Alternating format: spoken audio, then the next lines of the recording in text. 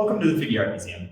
My name is Joshua Johnson. I am the assistant registrar here at the Figge, and I also acted as the curator for the George Olson The Found Object exhibition.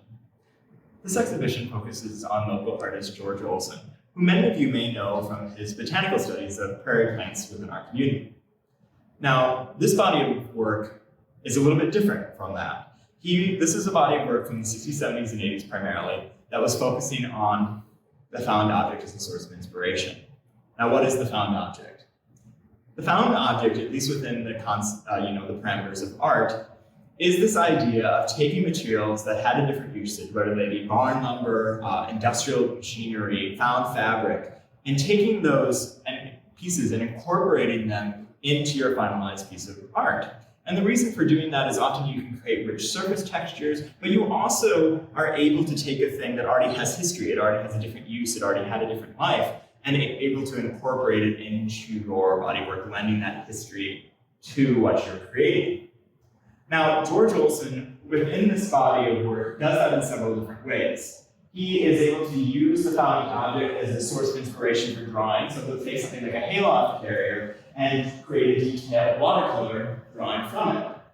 He will also use found materials as actual material for creating wall sculptures. And in these prints that you're looking at now, he is actually able to use found lumber that he's then carving, and using a technique called open block printing, he is able to create the kind of prints you see from these assemblages that he's created. Now, these are all made using, as I mentioned, the carved lumber, but in other prints within these series, he is able to actually incorporate bits of found engine blocks, found bike spokes, other industrial materials that he then inks and creates prints from, using the back of his hand to actually transfer the ink to the paper laid on top of his assemblages. Another reason that artists are often looking to found materials as a way of working is because it's environmentally conscious. And we think of this as a modern idea, something we're kind of just getting on the bandwagon of now. But George Olson was thinking about these things in the 60s, 70s, and 80s. While he was on sabbatical in England during this time period, he was noticing that there was this accumulation of man-made materials everywhere. He had this great quip where he talked about the world being a junkyard without walls. And he was became really conscious of the fact that we can keep creating more and more material without knowing what exactly to do with it.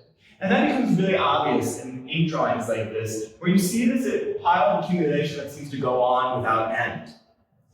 And so he was really at the vanguard of being conscious of, what are we going to do with all this material? Is this a sane way of living to keep creating these things when we don't have more room to put all this waste?